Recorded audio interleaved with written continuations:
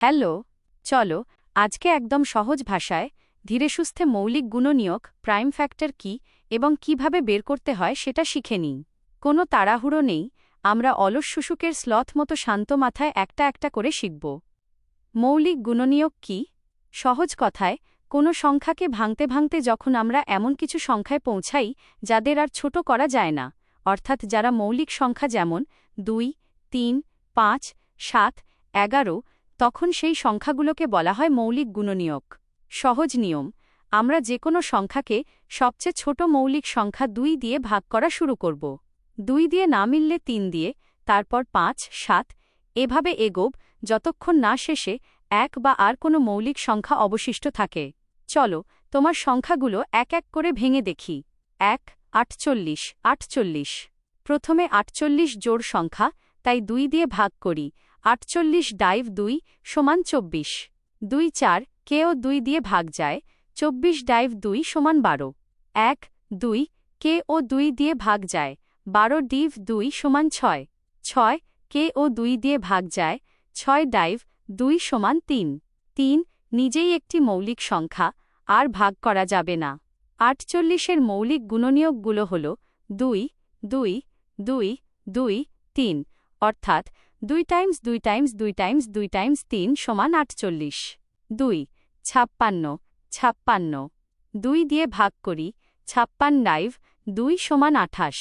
28কে 2 দিয়ে ভাগ করি। 28-2 সমান 14। 14কে 2 দিয়ে ভাগ করি। 14-2 সমান 7। 7 একটি মৌলিক সংখ্যা, তাই এখানেই শেষ। 56 এর মৌলিক গুণনীয়কগুলো হল 2, 2, 2, 7, অর্থাৎ 2 টাইমস 2 টাইমস 2 টাইমস 7 সমান 56। 3, 63, 63। এটি বিজোড় সংখ্যা, তাই 2 দিয়ে ভাগ যাবে না। চলো 3 দিয়ে চেষ্টা করি। 63-3 সমান 21। 21কে 3 দিয়ে ভাগ করি।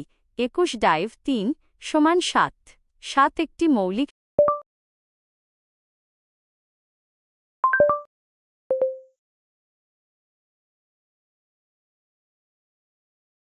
সংখ্যা। 63 এর মৌলিক গুণনীয়কগুলো হল 3, 3, 7, অর্থাৎ 3 টাইমস 3 টাইমস 7 সমান 63। 4, 38, 38। এটি জোড় সংখ্যা, 2 দিয়ে ভাগ করি। 38-2 সমান 19। 19 একটি মৌলিক সংখ্যা, একে আর কোনো সংখ্যা দিয়ে ভাগ করা যায় না। 38-এর মৌলিক গুণনীয়কগুলো হল 2, 19, অর্থাৎ 2 টাইমস 19 সমান 38। 5, 50, 50। 2 দিয়ে ভাগ করি। 50-2 সমান 25। 25কে 3 দিয়ে ভাগ যায় না, তাই পরবর্তী মৌলিক সংখ্যা 5 দিয়ে ভাগ করি। 25-5 সমান 5। 5 একটি মৌলিক সংখ্যা। 50-এর মৌলিক গুণনীয়কগুলো হল 2, 5, 5, অর্থাৎ 2 টাইমস 5 টাইমস 5 সমান 50। 6, 76, 76। 2 দিয়ে ভাগ করি। 76-2 সমান 38। 38কে আবার 2 দিয়ে ভাগ করি। 38-2 সমান 19। 19 একটি মৌলিক সংখ্যা।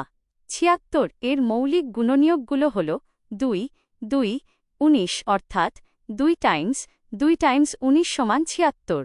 এক নজরে সবগুলোর উত্তর